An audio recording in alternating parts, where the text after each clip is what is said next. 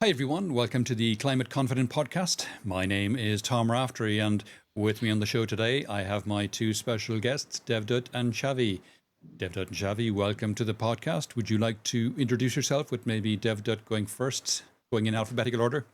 Yeah, absolutely. Thanks for having us, Tom. Hi, everybody. I'm Devdutt, or Dev if you find that easier. Born and raised in Mumbai, spent most of my childhood there. I've been in the food and agri space, particularly with a lens in sustainability for the last, ever since I started my career, really. Did my undergrad at the University of Cambridge, where I studied land economy, and that's what got me into this space. I met Xavi more recently when I was doing my MBA at Harvard, and that's when we learned a lot more about the genesis of agriculture, sustainability, and climate, and how it can be applied as a very useful tool to administer, strategies towards solving for climate change. And yeah, that's me in a quick nutshell. Pass it over to Xavi. Hi, everyone. It's very good to be here, Tom. Thanks for having us. So I'm Xavi. I'm originally from Barcelona in Spain. My background, I studied electrical engineering at Imperial in London.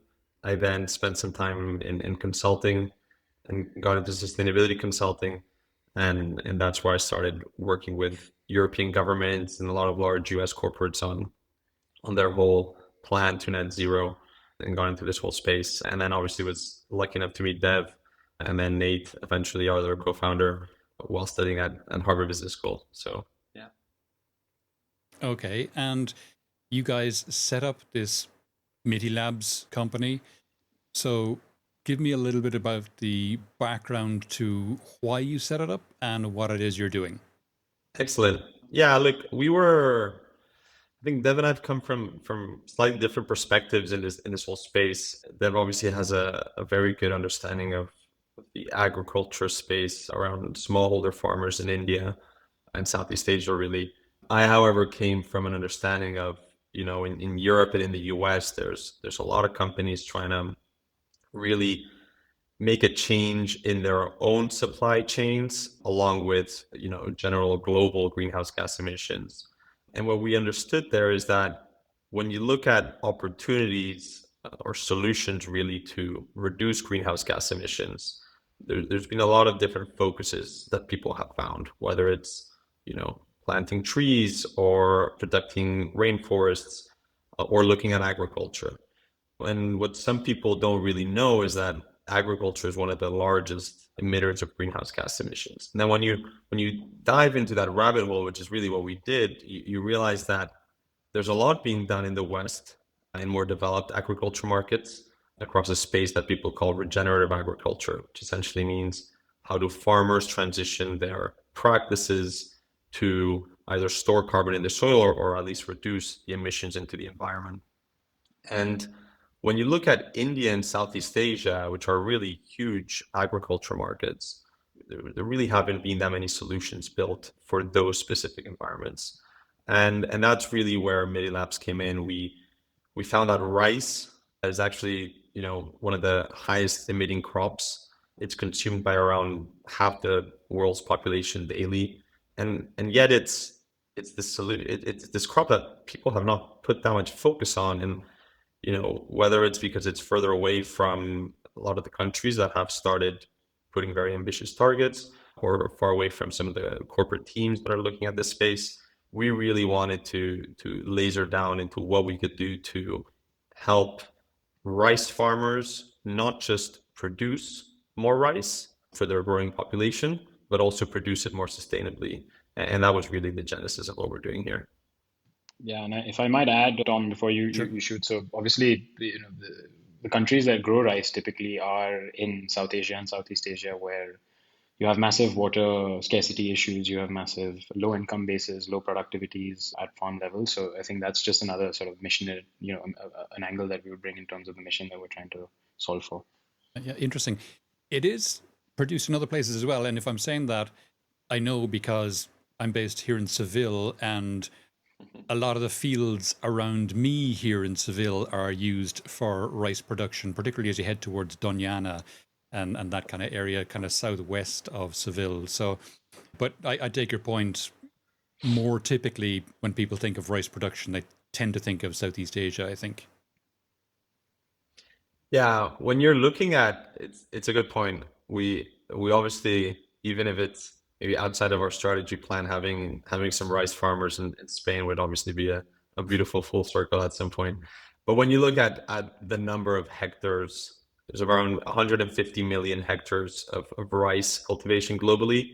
India's got, I might get this wrong, but around 45 million or so. And so that gives you a bit of an idea.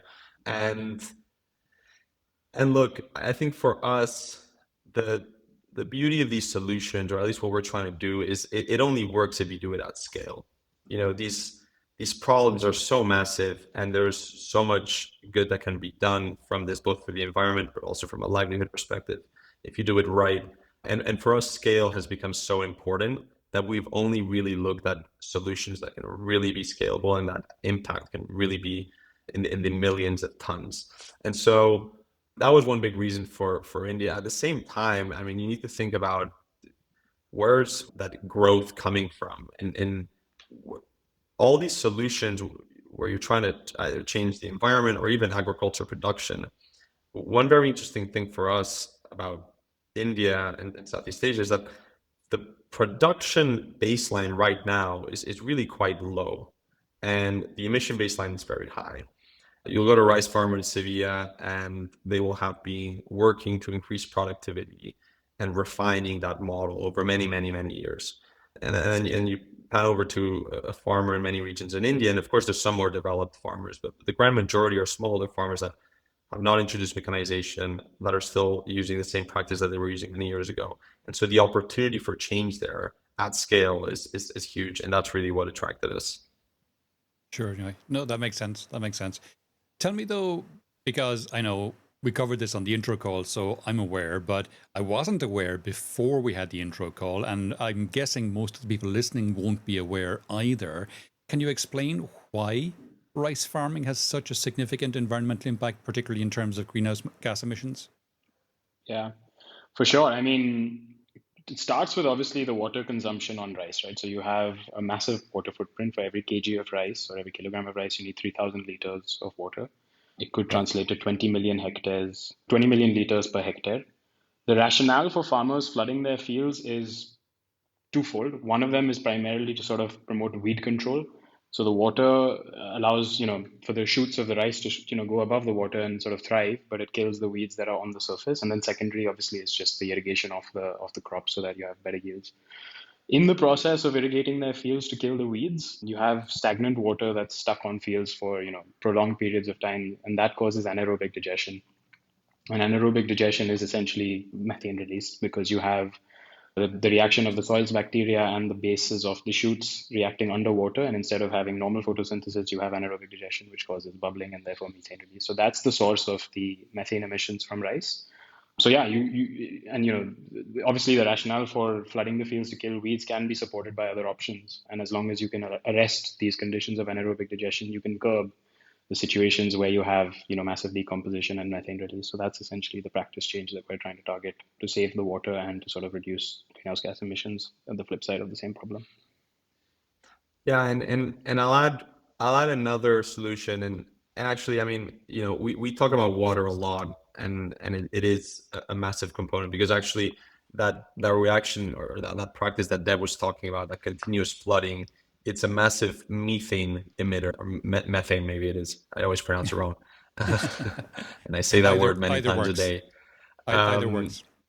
the methane's such a potent gas compared to CO2. We talk about carbon and CO2 all the time in the space, and it's kind of been coined the greenhouse gas that everyone talks about. But methane and nitrous oxide are very potent as well, and methane, at a 100-year timeline, it's got about a 28 times multiplier on CO2.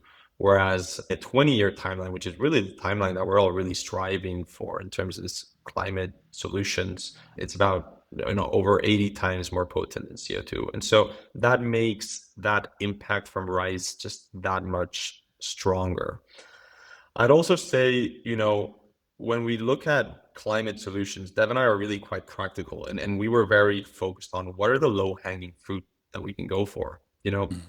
There's some solutions that, sucking carbon out of the air an incredible solution. Scaling that up will be a challenge, and I think we need to be fighting in all different fronts, and there should definitely be people, looking for those types of solutions. But for us, if a farmer can make some changes, we can incentivize farmers to make changes on pretty easy to switch practices, then that sounds like something that we should really be focusing on. The water piece is very important that Dev mentioned. I think another interesting one to talk about, which a lot of people might not be familiar with, but in India is very present, mainly in the north of India, in Delhi and so on, is rice stubble burning. And the practice that's done here, that maybe Dev can elaborate a little bit more on, is around farmers burning the rice stubble, the leftover from the rice grain at the end of the season.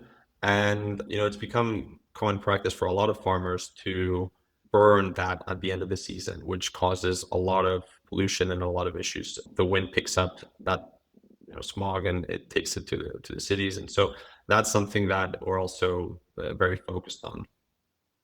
Okay, so I mean, we're all familiar with the air quality issues in places like Delhi around Diwali due to the stubble burning that hits the headlines every year at the same time. But tell me, what can farmers do that doesn't require them to flood their fields and doesn't require them to burn the stubble at the end of the season? What are the alternatives they have, and will that impact their yields? Yeah, for sure. I think we layer all three of these and sort of promote behavior change step by step. So the first practice that we talk about is called alternate wetting and drying, which is teaching the farmer with, installing a PVC pipe in their fields with perforations and teaching them, okay, at this level you flood your fields, at this level you don't. In that process, you arrest these conditions of anaerobic digestion, and you've also got, you've curbed methane release and you've also curbed the water consumption. AWDA is a practice, so alternate wetting and drying does not have any negative impact on yield. It does not bolster yields either, but it does not significantly impact yields in a negative manner. So that's step one. It's a simple behavior change. You don't need mechanization, you don't need tooling, you just need enablement, training, and sort of incentives for behavior change. And that's why it's a sweet spot for carbon markets. The second practice that we work on is called direct seeding of rice. Direct seeding of rice in itself is a water conservation technique. Plus, it reduces methane emissions because you're, instead of puddling the rice fields for 30 days before transplanting, you do direct seeding, and therefore you curb that 30-day period of nursery preparation and transplanting. And in the process of curbing that 30-day period is how you can sort of manage your crop stubble better. So let me explain why the stubble is burned. So in India, especially in the northern part, you have what they call minimum support prices or MSP windows. And this is when the farmer has to prove that they've done their sowing and they've done their harvest within these windows so that they can supply their product to the government. The MSP windows for rice and for the following season, which is wheat, are so narrow in between that farmers only have a matter of 5, 7, 10 days to sort of switch their fields from rice harvest to wheat planting. And given the short period of time, the easiest way to do this is obviously just burn whatever leftover stock they have, because otherwise they'd either need mechanization or labor or some other sort of technique that allows for the collection of this biomass or for the decomposition of this biomass. So it's very much a manufactured, regulatory, government-driven issue. And then obviously Okay. with climate change and season shifting, like that time period that back in the day might have been 25, 30 days has now become 5, 10, 15, much shorter time periods in between the rice harvest and the wheat sowing. So yes, by doing DSR as our second practice, we're able to sort of shorten the crop cycle by, an additional 20 to 30 days. And that gives farmers enough time to either let their, rice stubble decompose on the soil or allows for some sort of collection of that biomass to be then used in other alternative applications. But yeah, that's basically the three core practices that we look to change on ground. Okay. And you mentioned that a lot of the farmers in this area are, doing traditional methods, which presumably has been handed down father to son, father to daughter, maybe over generations and generations. How easy is it going to be to get these farmers to change their ways from stuff their ancestors have been doing, as I said, for generations and generations? Yeah. I mean, the first thing is that farmers today realize that they're in a bit of a pickle. Their soil health has degraded completely. They do not have water. So as much as, you want to continue a certain practice change, you realize that now you need to dig your wells even deeper. You need to dig more wells, or you need to find different sources of irrigation. And so that's become a reality that the groundwater tables have just subsided. And as much as we say this is a climate mitigation strategy, this is almost a climate adaptation strategy for a farmer so that they learn how to farm with less water, because water is the main sort of concern over here. The second one with DSR is that farm labor is very expensive and not very easy to find. And DSR offers a technique to sort of, change the reliance on this, the farm labor that has been doing transplanting and puddling and sort of nursery planting, and sort of opt for mechanization instead. So that's two real problems that they face. And then for any other behavior change, I already touched upon this, but it needs to be a mix of, incentivization and then also enabling the practice change. So enabling the practice change will happen through some form or some entity that has built trust with farmers. So we often work with implementation partners who have been in these regions for a long time. So there's already that sort of, element of trust with the face that goes to tell the farmer, hey, I have this new technique for you. I have this new idea for you. You should think about trying it. And then obviously we support them with advisory and multiple touch points so that we make sure that, the practice change does happen. And then, of course, the incentive is a critical part, right? So the farmer is obviously doing this for some sort of monetary compensation or some sort of incentive. And yeah, that's effectively so you have either a real pain point that the farmer's feeling, then you enable, and then you incentivize. I think that's how you can enact behavior change at large. Okay, and where's the funding for the incentivization coming from? Yeah, that's really where the carbon markets can play a role. When, as a company, we view different sources of capital as any source of capital that can be used for this challenge. If that's coming from government subsidies, if that's coming from carbon markets, whether it's volunteer compliance, those are all that's at the end of the day capital that wants to enact the change. And where we find ourselves as Mitti Labs is really trying to be that bridge between that farmer and that source of capital. We want to be able to direct that capital to the farmers in the right way, while also providing the right trust and transparency to those offering that capital, that those changes have actually happened on the ground. And so if I dig a little bit deeper into that, taking the example of the carbon markets, the carbon markets at the end of the day, these are, the voluntary carbon market. These are organizations that have set net zero targets for themselves and specific targets before reaching full net zero. They have decided to use offsets as one of a few different avenues for them to reach those targets. So when you look at this problem that we're talking about, a problem that could be a potential solution, you see something where these corporates can be buying up the credits, or rather the change that that farmer is doing, and account for that themselves. Now, this transaction really is what we call this, this purchase of the carbon credit that farmer has generated. And so our job as Mitti Labs, we really view it as, how do we define programs with farmers that allow them to really create this change on the ground, and not just create it for the short term, create a change that will last, for good.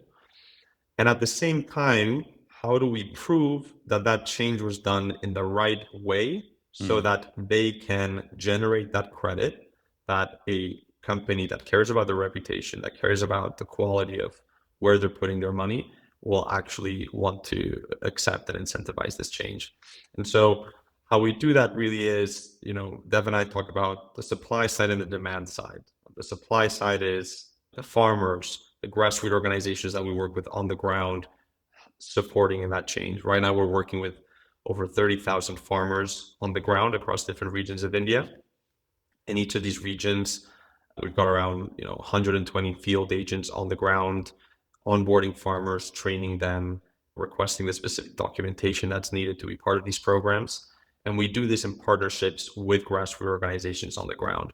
As Dev mentioned, Mitti Labs showing up, we are nobody to these farmers. But if we show up with the right organizations that have been working with those villages over time, that have gained the trust of those farmers, then that's a different story. Then we can really start tapping into a real behavior change. So once that farmer has gone through that transition and really made those practice changes, What we do, is really run this scientific experiment of proving that that took place across that large scale, and then working with the right certification agencies to generate those credits and then sell those credits to the demand side.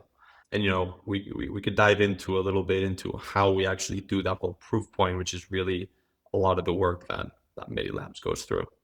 Yeah, let's do that, because the voluntary carbon markets are, well, they're suffering a lot reputationally from the fact that there have been a lot of scams, is probably too strong a word, or maybe not. But how are you doing the, as it's known, MRV, the measuring, reporting, and verification of the fact that these emissions are being reduced by the farmers? Yeah. Look, I think the key point to focus on here is, why are we doing this, and how do we think about this MRV, this monitoring, measurement, reporting, and verification in a way that makes economic sense for the farmer, for the project, and for the buyer of the credits.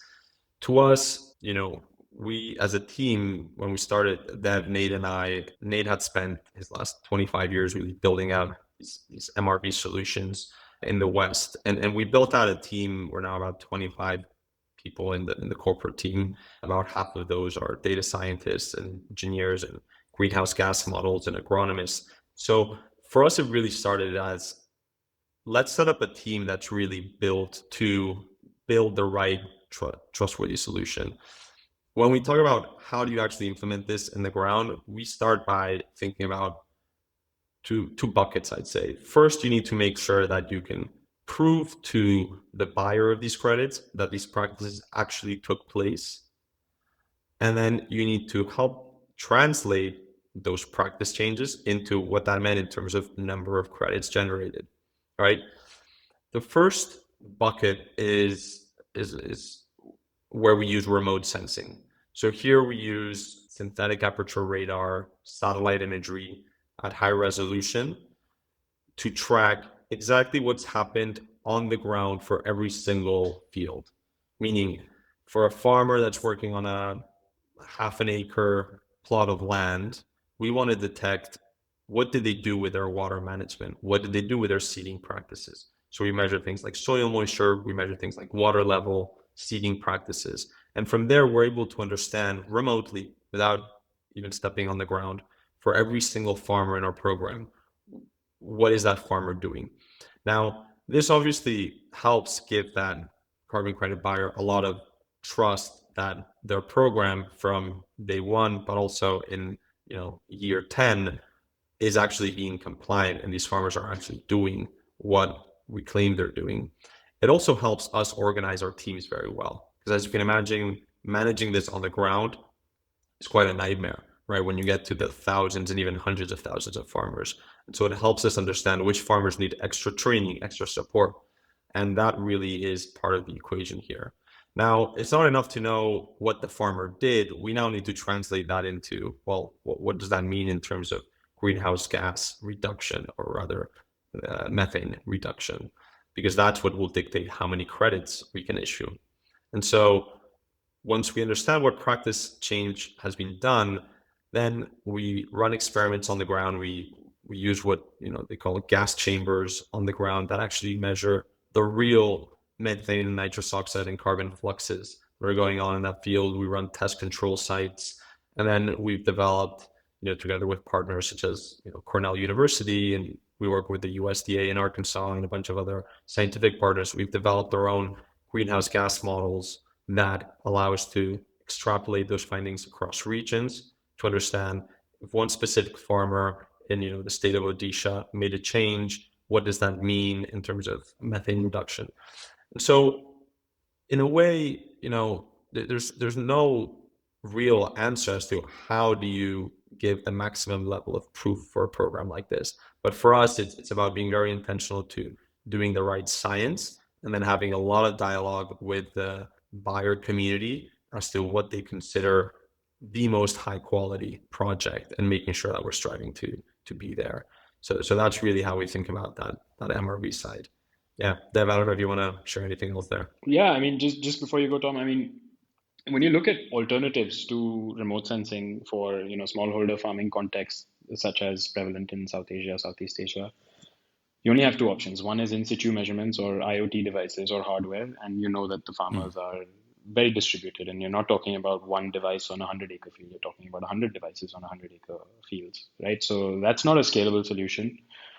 Second is you rely on field extension that can go and sort of take, visual recordings or put stuff into the app, etc. But then again, when you talk about scaling from 5,000, 10,000, 100,000 hectare level, that becomes a bit unreliable in terms of, really monitoring whether human field extension has actually gone and done a good job at monitoring or not. So really, like, to bring up the level of trust, transparency, credibility of projects in these regions where there's smallholder farmers and landholding bases, remote sensing becomes potentially the only solution where you can actually do MRV for agricultural land management projects.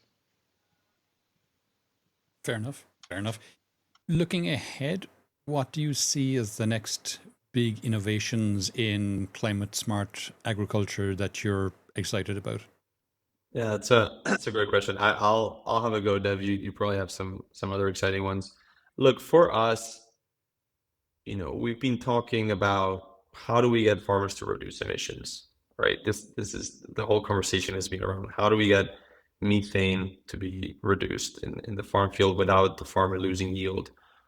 What excites us the most moving forward is okay, it's great for a farmer to be able to emit less emissions. That helps the planet, that helps the environment, and it'll help the farmer down the road. But when we're working with smallholder farmers, where there's a real livelihood challenge there, and the farmer is, needing to have successful season after season to be able to support its family, we are really excited about how do we not only help farmers become more environmentally friendly, but also become more productive. And so, we are in a space now where we've built these programs with large number of farmers, built a great advisory support teams, and built a strong community around Mitti Labs that we can now really play a middle ground between new innovations that are coming about, whether that's biostimulants, whether that's new seeds, improved fertilizers, and those farmer groups. We have a lot of data and information on that farm level. We can run a lot of simulations on how different inputs, different solutions could play out in that farm, and we can run a lot of tests. So we're in a great position to be able to test out a lot of different things and understand what is that, not necessarily blueprint for the whole of India, but what is that right set of practices and right set of inputs for each farmer that can really help them become more productive while becoming more sustainable. And that's something that, as a team, we're very excited about and we're putting a lot of focus on moving forward. So it's really about leveraging not just what we can develop, but rather Mm. what's the community developing and how do we plug that in to the implementation. Okay, Dev, did you want to say something? Yeah, I mean, no, just I mean, Xavi summarized that well, but maybe a few specifics. So, biostimulants that have sort of bacteria. I think the use of biologicals in general in these contexts is very low. So that's a very, interesting sort of topic to be pushing because you're mainly using chemical fertilizers at this point, and there's a lot of biological alternatives, that have more efficacy and obviously less of an environmental footprint. So that's one bucket of inputs that would promote climate smart agriculture while improving soil health and improving yields and reducing sort of reliance on chemicals.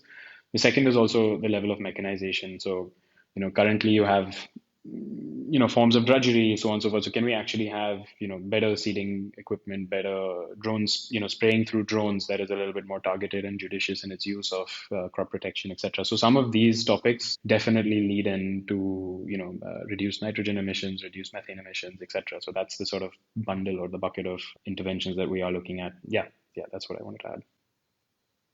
Okay, and you're currently working in India. Are you planning to expand out from India to other countries in Southeast Asia, I would assume, given that you mentioned that you want to concentrate on where the largest concentration of rice production is? Yeah, look, right now there's a lot of growth potential in India, right? India is massive. If we ever get close to covering a big portion of India, I feel like we'd feel very lucky and very accomplished. But I think given the different regulatory systems around carbon markets, mainly for different countries in Southeast Asia, we've seen an opportunity to potentially expand some of our projects into countries like Thailand, Vietnam, Cambodia, Indonesia, even Bangladesh. And so we right now have kind of sourced project partners in each of these countries, and we're going through a bit of a selection as to where exactly we will consider our, probably two key focus countries outside of India within Southeast Asia. And so I think that's something that, in 2025 we'll be very excited about growing into. And there's a lot of learnings that we can have from these different regions as well, and both from data science, remote sensing perspective or agronomy perspective, but also from a business model perspective. There's a lot we can have there. So that's going to be an exciting phase of growth for sure. Okay, great. And beyond environmental benefits, does Mitti Labs work contribute to the economic and social well-being of the local farmer communities? Yeah, absolutely. I think so. It is an all-encompassing approach. We're using the carbon markets as the first layer to sort of, start with some sort of incentive mechanism going into place. Intention, of course, as you know, as we've been saying, there is a very low baseline in terms of productivity. There is a high reliance on inputs that is only getting worse. So last year I used 50 bags. This year I have to use 100 bags of urea or nitrogen-based fertilizer, etc. And that's been the story for the last several years. So the cost base is increasing, productivity is not, water tables are drying out. So it's almost inevitable that we have to look at the package of a lot of the problems that each community is facing. And again, every community will face a different set of issues. So it's almost like we cannot naturally have one size fits all or a silver bullet approach to all of the farmers and all of the communities. So being very intentional and particular, listening to the communities, hearing what their problems are, and then sort of building solutions that can be commonplace as best possible, but then of course, then customizing for specific needs and objectives. So yeah, I mean, working on aggregating farmers, working on building some sort of leverage into their purchase mechanisms in terms of how they can buy inputs for better and how they can provide market linkages, etc., becomes, the inevitable role that we would do in terms of supporting the farmers. But yeah. Yeah, and to your point, Tom, around farmer, the environmental benefits are great for farmers, right? It's not their priority though at the moment. It'll Sure. be great for them down the line, and it's great for everyone, but it's not the farmer's duty to be right now solving climate change for everyone else in the world. And so that incentive that we talk about is really crucial because there needs to be something that farmer is gaining. Now, the carbon markets are universally priced, and the reality is that what a $15 credit can do for a farmer in Iowa is very different to what a $15 credit can do for a farmer in Telangana in India. And so that's where really there's a very strong livelihood component to our projects, which is that we have the potential to increase the farmers' bottom lines by up to 20, even 30% through these programs. These are farmers that a lot of them are making around $200 in profit, even less, some more, depending on the farmer. And they can really be making strong economic gains from joining these programs. So that incentive really is a strong pull. We also, we're in the initial phases, but we're really focused, as Deb was mentioning, on okay, well, that incentive, that payment from carbon markets is great. What else can we do? How can we help them on productivity, meaning on revenue? And then how can we also help them on costs, on optimizing those costs? And so our goal will really be to how do we touch on the environmental point, but then aside from that incentive, how do we also help farmers improve that revenue, reduce that cost? And if we manage to pull that off, I think then we'll be very, this could be a very attractive solution for farmers to join these programs. Okay, and what kind of KPIs or measures of success do you have in place for yourselves, and how can you continue with that journey of continuous improvement? Yeah, that's a good question. Look, I don't know if I'd share specific KPIs for the business, But for us, we've been talking about quality and scale, right? To us, there's no reason to scale a solution that we don't believe is, a truly good solution, both for the environment, but also for the farmer. And so, this last year and a half has been super focused on us on developing that right scientific rigor around the practices that we're implementing, making sure not just that we're tracking them and measuring them well, but also that they're being implemented well. So that quality aspect is key. And the scale is also super important, right? We don't want to have a super high quality solution for just a few farmers. We want to really be able for this to become democratized and for this to really become something that can scale across the millions of hectares of rice. And so, that's really where our goal is. It's really reaching those millions and really touching on India, but also touching on other regions. And so I think over the next, 3-4 years, we're really gonna push hard to match that quality that we're getting in these initial projects at that 30,000 hectare scale to really scale out to the hundreds of thousands, even millions of hectares. And that's what's very exciting to us. Cool. Yeah. Were you going to say something, Dev? Yeah, I was just going to add that the core unit for us is obviously that hectare or that acre of land, and then what's done on that hectare of land in terms of water consumption, in terms of environmental footprint from GHG emissions, in terms of revenue base of that hectare of land is essentially the realm of KPIs that we'd like to track, specific to the farm or the farmer, which is sort of the center of it all. And then of course, yeah, as Xavi mentioned, the business is slightly different metrics that we'd keep in mind for ourselves. Cool. Bit of a left field question for you. If you could have any celebrity or fictional character as a spokesman for your project, who would it be and why? I like that question. Dev, you might need to pick an Indian one, and I might need to go Western. If I'm not going to go too personal there, because obviously I'd go for Messi or one of these great footballers, just so I had a chance to hang out with them. But we've actually seen a lot of actors take a big part of this climate communication, right? People like Leonardo DiCaprio and others that have played a role there. And to me, what I find very exciting about these platforms like Netflix and Amazon and so on, that documentaries have become such a big piece of communication. And I think there's a big opportunity for us. It's something that excites us. We actually have a media team going out to the fields in the coming weeks. Oh, wow. Is communication at a broader scale for topics like this one that for people that are in the know with climate might make sense. For others, it feels very far away.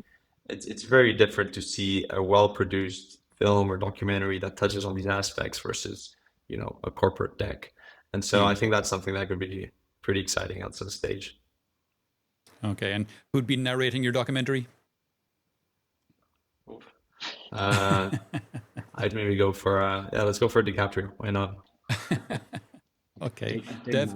Morgan Freeman with his voice. Maybe that's the one. That would be pretty cool. No, it's an interesting. I mean, my realm, and I think in India you have two major categories of influencers, right? You have cricket and you have Bollywood. So if I could get Dhoni, who is I think universally a loved cricketer, he was the captain that won the 2011 World Cup, and I think everything that he says comes with a bit of gravitas and comes with a little bit of seriousness, and everybody listens. So I'd say him as the sort of from the cricket bucket, and then of course Bollywood is interesting. But the thing is, because we work in projects all over India, and you may have realized we have these sub Bollywood, so you have Tollywood and Collywood, and a lot of these something. So maybe having one actor is probably not the best option. So I think cricket probably unifies the country most. So I would go with Virat Kohli or Mahendra Singh Dhoni. I think Dhoni even more because he's the real deal. Okay, great. If you're listening, We're Dhoni, coming towards maybe give us a shout. we're coming towards the end of the podcast now, guys. Is there any question I didn't ask that you wish I did, or any aspect of this we haven't touched on that you think it's important to make people aware of? Look, I think we covered a great deal. It's obviously these are topics that are, the deeper you go, the more you uncover, and so there's a lot of depth to reach. But to me, I think it's great that we were able to cover the problem, that I, having a lot of conversations with companies and individuals outside of India, or rather outside of Asia. There's, just putting rice on the map is what I think we're really excited by. That rice and the issue of rice emissions and the potential solution with rice becomes something that people speak about. That's something that we're very excited about. And so, yeah, thank you for the opportunity to having been able to do that today here. Yeah. Great, Dev. Yeah, if I would add, maybe we didn't speak a lot about our journey into entrepreneurship. I think that might be an interesting sort of topic, because we'd love more and more, entrepreneurs like ourselves who have, certain insight or certain skill sets or certain access to resources or networks that can, drive their own, like rice methane is quite niche, and I think that's, it's niche but large, obviously, but there's many such solutions, and I think maybe, yeah, sharing a little bit more about how we went about that process, and we're obviously open books if people want to reach out, but yeah, I think maybe that would have been a topic that we could have spoken about a little bit more, but yeah, otherwise, yeah, thank Okay. you so much. I think we've covered a lot. Sure. And speaking of reaching out, if people would like to reach out and learn more about yourselves or your entrepreneurial journey or any of the topics we discussed today, where would you have me direct them?